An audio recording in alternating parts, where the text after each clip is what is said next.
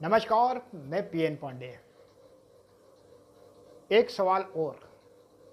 जी हाँ, इस कड़ी में हम आज समाजवादी पार्टी के प्रदेश उपाध्यक्ष ऋतुराज दीक्षित जी से कुछ कड़वे सवाल पूछेंगे और उन्होंने बेबाकी से अपने सवालों का जवाब इतनी बखूबी से दिया है कि जिसको वाकई सरकार को उनके सवालों के जवाब पे सोचना चाहिए।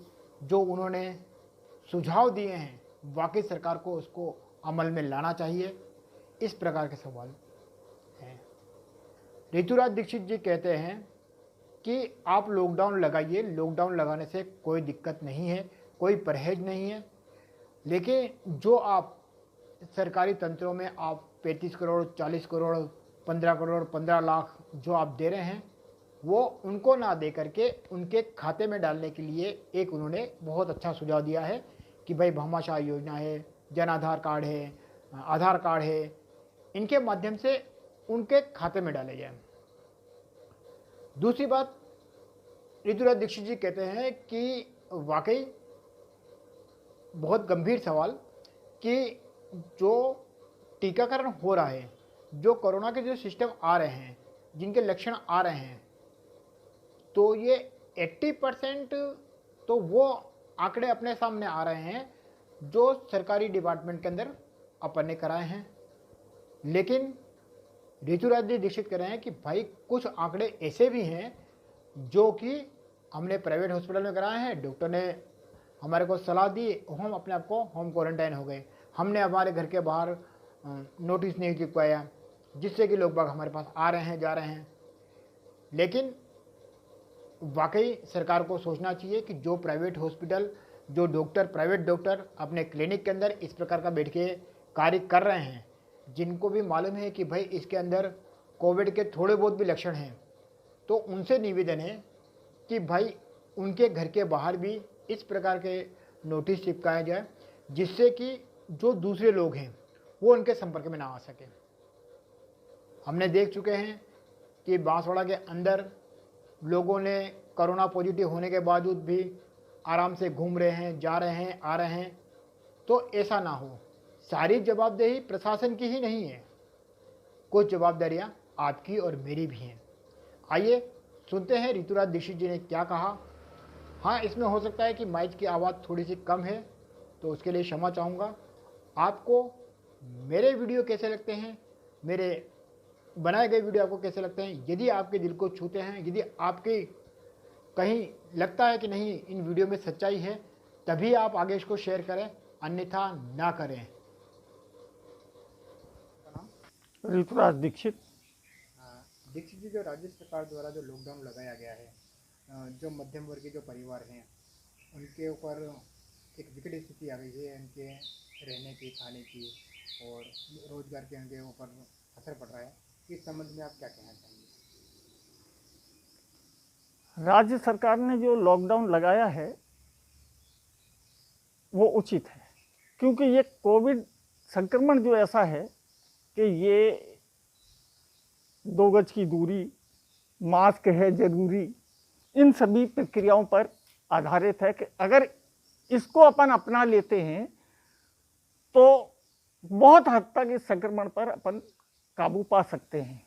लेकिन इस दौरान जो लॉकडाउन अभी चल रहा है, इसमें मध्यम वर्गीय, निम्न वर्गीय और दिहाड़ी मजदूर जिनका सबका काम छिन गया है, उनके सामने इस लॉकडाउन में खाने पीने की समस्या बहुत ज़्यादा आ रही है।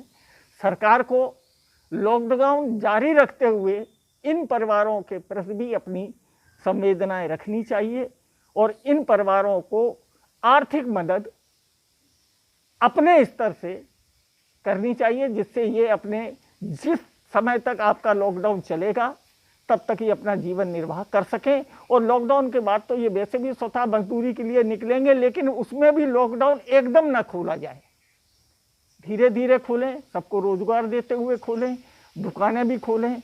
व्यापारी वर्ग भी परेशान है। सबका ध्यान रखते हुए सरकार से निवेदन है कि आप जो कर रहे हैं बहुत अच्छा कर रहे हैं, लेकिन इन लोगों का भी ध्यान रखा जाए, जिससे कि हालात बद से बदतर ना हो सकें। आप कह रहे हैं कि लॉकडाउन होना चाहिए, आप कह रहे हैं कि सरकार को धीरे धीरे खोलना चाहिए, तो ये जो कोविड जो फैल रहा है इसकी जवाबदेही किसकी है?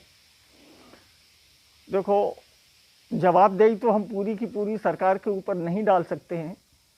सरकार अपने प्रयास कर रही है, लेकिन कुछ ऐसे भी लोग हैं जो सरकार के प्रति अपनी जिम्मेदारी नहीं निभा रहे हैं और घूमने फिरने के नाम से, इधर शादी ब्याह के नाम से जो भीड़ इकट्ठी कर रहे हैं वो गलत है। उसकी वजह से संक्रमण बढ़ रहा है देश में। कहते हैं कि टीवी के माध्यम से सुना है कि तीसरी लहर भी आने वाली है, बच्चों पर भी असर होगा। तो सरकार कहाँ कहाँ ध्यान देगी, लेकिन मैं फिर भी सरकार से ये निवेदन करता हूँ कि आर्थिक रूप से अगर आपने कमज़ोर वर्ग की, मध्यम वर्ग की अगर मदद करी तो ये सभी लोग आपको इस लॉकडाउन को सफल बनाने में और इस महामारी के बचाव में बहुत बड़ा योगदान देंगे। आप जो आर्थिक मदद सीधी की सीधी विभागों को 30 करोड़, 35 करोड़, 15 लाख या जो मदद से आपके यहाँ पैसा आता है वो आप दे रहे हैं, उससे काला बाजारी बढ़ रही है। कोई भी फायदा जनता को सीधा नहीं पहुंच रहा है। जनता को सीधा अगर फायदा आपको देना है तो उनके खातों में आर्थिक मदद करें। जन आधार, भामाशाह, ये सब आपकी योजनाएं, इनके माध्यम से सरकार मदद करे। यही मेरा निवेदन है, यही सरकार से मेरा कहना है। जैसा कि मानना है कि जो ये कोविड जो फैला जा रहा है ये सरकारी आंकड़े अपने बताने के लिए, अपने वाहवाही के लिए कुछ मेडिकल अधिकारी या सामुदायिक स्वास्थ्य केंद्र और ये जो हैं इवन 8 घंटे के अंदर ये 282 टीके लगा रहे हैं और वाहवाही ये लूट रहे हैं। जो कि अनुमान ऋतुराज जी आप भी जानते हैं और मैं भी जानता हूँ कि 1 मिनट 7 सेकंड के अंदर टीका नहीं लग सकता है। तो ये क्या खाली आंकड़े दिखाने के लिए लगाए जा रहे हैं? यदि इस प्रकार से लगाए जा रहे हैं, यदि एक सामुदायिक स्वास्थ्य केंद्र 282 टीके लगाता है एक दिन के अंदर, तो अनुमान मेरा मानना है कि ये इवन 2 महीने के अंदर अंदर पूरे राजस्थान के अंदर आपको जो 7 करोड़ जनसंख्या है तो उसके अंदर टीके लग जाने चाहिए। लेकिन ये खाली एक खेल किया जा रहा है। इस संबंध में आपका क्या विचार है? सरकार अपने पूरे प्रयास कर रही है, केंद्र भी कर रही है, लेकिन समस्या क्या है कि हमारे पास 2 ही वैक्सीनें हैं और 2 ही कंपनियां बना रही हैं। सरकार से अन्य दल भी ये मांग कर रहे हैं कि आप दूसरी कंपनियों को भी इसके लिए एडवाइजरी जारी करें और उनको भी इसका फार्मूला दें और वो भी इसका उत्पादन करें, तो ही ये संकट दूर हो सकता है। ऋतुराज जी आप भी जानते हैं और मैं भी जानता हूँ कि 6 करोड़ वैक्सीन जो भारत की जो वैक्सीन थी जो यहाँ लगनी चाहिए थी हैं, इन्होंने विदेशों 90 देशों को उन्होंने भेज दी। इस बारे में वो सरकार की बहुत बड़ी भूल है और सरकार को समझना चाहिए कि पहले देश है, उसके बाद ही विदेश है। आप कह रहे हैं कि तीसरी लहर आ रही है, चौथी लहर आ रही है, आप जैसा कहना चाहते हैं, ठीक है। तो क्या कोरोना की कोई समुदाय है, कोरोना कोई संस्था है जो इनके प्रतिनिधि मंडलों से, ये जो मीडिया कर्मी हैं इनसे वो आके बात करता है कि भाई मैं इस लहर में इसको अटैक करूँगा, इतने किलोमीटर प्रति घंटे के रफ्तार से जाऊँगा? ये अफवाह कौन फैला रहा है और कहाँ से निकल रही है अफवाह? देखो, ये तो टीवी के माध्यम से ही पता चलता है कि ये तीसरी लहर आ रही है, बच्चों पर ज़्यादा अफेक्टेड होगी। ये टीवी से आ रही है तो क्या टीवी वालों के एंकर जो हैं उनसे क्या कोविड की कोई वार्ता हो रही है कि मंत्रियों से वार्ता हो रही है कि किन से वार्ता हो रही है? आज यदि ऋतुराज दीक्षित जी कोई कार्य करते हैं, उनकी पार्टी कोई कार्य करती है तो वहाँ से निकलता है कि भाई ये हम कार्य करेंगे। लेकिन कोरोना की ऐसी कौन सा समुदाय है, ऐसा कौन सा है जो मतलब इनको फैला रहा है कि मैं ये तीसरी लहर में आऊँगा, चौथी लहर में आऊँगा, मैं 10 तारीख को मैं राजस्थान में पहुँच जाऊँगा? तो कितने किलोमीटर प्रति घंटे की रफ्तार से आ रहा है, क्या आ रहा है, ये अभी तक कोई निश्चित नहीं हुआ है और खाली अफवाह फैलाई जा रही है कि तीसरी लहर आ रही है, चौथी लहर आ रही है। देखो, ये व्यवस्थाएं सारी सरकार की हैं। केंद्र सरकार इन पर नियंत्रण रखती है, केंद्र सरकार ही एडवाइजरी जारी करती है और केंद्र सरकार ही इन चैनलों को सूचना देती होगी अपने वैज्ञानिक माध्यम से, वैज्ञानिक तरीके से जांच करने के बाद वही इनके स्रोत हैं। अगर नहीं है और फिर भी ये मीडिया अगर ऐसी बात प्रचारित करते हैं तो ये सरकार को इसके ऊपर एक्शन लेना चाहिए कि ये आप अव्यवस्था क्यों फैला रहे हैं। ये व्यवस्थाएं सारी सरकार को देखनी है। लोगों का मानना है कि 80% मीडिया जो है नतमस्तक हो चुका है सरकार के सामने, और वो क्यों हो चुका है वो आप भी जानते हैं और मैं भी जानता हूँ। उसके बावजूद कोई भी नहीं है कि जो मतलब इनके खिलाफ बोल सके, इस बारे में? नहीं, मीडिया अगर नतमस्तक हो गया है तो ये चौथा स्तंभ हिंदुस्तान का गिर रहा है। जिसको हम चौथा स्तंभ मानते हैं वो हिंदुस्तान का गिर रहा है। या तो फिर मीडिया बेरोजगार हो गया है जो अपना भत्ता लेने के लिए इन सरकारों के सामने नतमस्तक हुआ है, वरना मैं तो यही कहूँगा कि कलम की ताकत सबसे बड़ी ताकत है।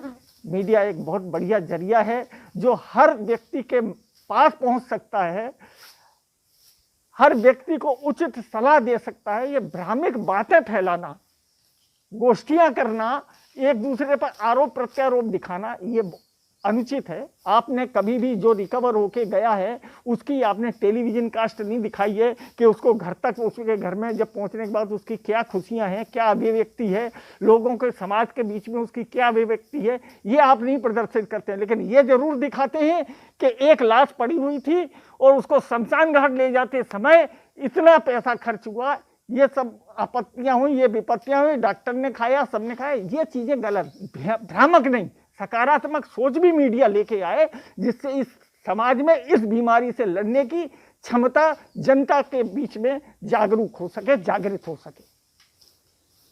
ऐसा ही कुछ मामला देखा गया है आपके हाउसिंग बोर्ड बांसवाड़ा के अंतर्गत, जिसमें कि सरकार के पास में एक बहुत बड़ा तंत्र है और इतना बड़ा तंत्र है कि वो उसके पास में इतने तामझाम है कि वो कुछ भी कर सकती है, ठीक है। लेकिन सरकारी जो अधिकारी हैं वो लोग अपनी कार्रवाई पूरी नहीं करते हैं, अपनी कार्यशैली के अंदर ध्यान नहीं देते हैं।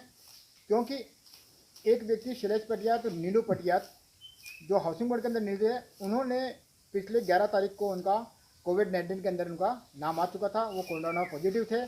1197 और 12-15 पे उनका नाम दर्ज था। उसके बावजूद भी वहाँ के स्वास्थ्य अधिकारी ने उनके घर पे किसी प्रकार का नोटिस नहीं लगाया।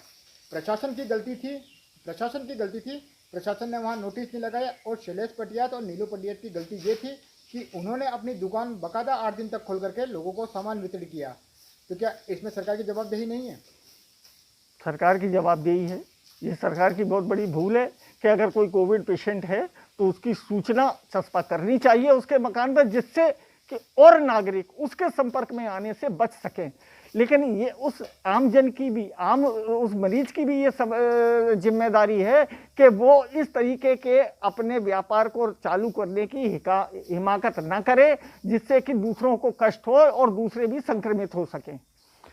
रही बात कोविड-19 में आप जो कह रहे हो कि टेस्टिंग जो हो रही है, आप क्या सोचते हो कि जो सरकारी आंकड़े आ रहे हैं बस वही है? ये नहीं है। 8-10 डॉक्टर अपनी खुद की लैबों पर चेक करते हैं और वही व्यक्तियों को घर में होम क्वारंटाइन कर देते हैं, लेकिन उसकी रिपोर्ट चस्पा नहीं होती है। ये कैसे रोका जाए? ये संक्रमण बढ़ने का कारण भी यही है कि दूसरे के घरों, मैंने आज फलानी लैब से टेस्ट कराया, मैं कोरोना संक्रमित निकला, मुझे डॉक्टर ने दवाई लिख दी और कह दी आप होम क्वारंटाइन हो जाएं, तो मेरे घर में वो सरकारी आंकड़े की रिपोर्ट नहीं आएगी, वो चस्पा करने कोई नहीं आएगा, मैं दवाई खाता रहूँगा। अब मैं कितनी दवाइयाँ खा रहा हूँ, कैसी दवाइयाँ खा रहा हूँ की गाइडलाइन मेरे पास नहीं है। डॉक्टर जो कह रहा है वो कर रहा हूँ, लेकिन मेरे आसपास वालों को भी मैंने भनक नहीं लगने दी है कि मैं कोरोना संक्रमित हूँ, क्योंकि मैं बताऊँगा तो चस्पा हो जाएगा, लोग आएंगे नहीं। ये भी एक कारण है कि रोग ज़्यादा बढ़ रहा है, सामुदायिक संक्रमण इसी से और बढ़ रहा है। सरकार से निवेदन करूंगा कि वो इस पर भी रोकथाम लगाए या इनकी जांचों पर भी वो पर्चा जारी करे कि भाई ये व्यक्ति की जांच हुई है और ये कोविड-19 का पेशेंट है, इसलिए जो इसको दूरी बना के रखा और इसको कोरोना के तहत हमने क्वारंटीन किया है। धन्यवाद। ये थे हमारे साथ में ऋतुराज बिष्ट, समाजवादी पार्टी के प्रदेश उपाध्यक्ष थे और इन्होंने अपने बात रखी।